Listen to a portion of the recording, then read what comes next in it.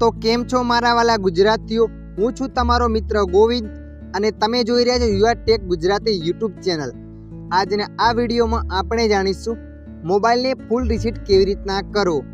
હા મિત્રો, તમે પણ તમારા મોબાઈલને ફૂલ રીસેટ કરવા માંગો છો તો આ વિડીયો તમારા માટે।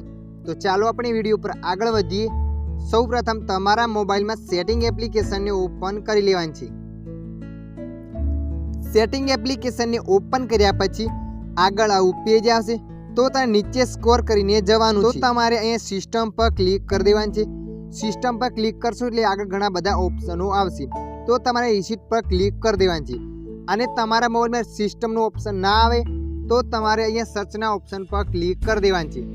સર્ચના ઓપ્શન પર ક્લિક કર્યા પછી તમારે અહીંયા લખીને રીસેટ જેવા તમે લખીને સર્ચ કરશો એટલે આગળ ઘણા બધા આવા ઓપ્શનો બતાવશે।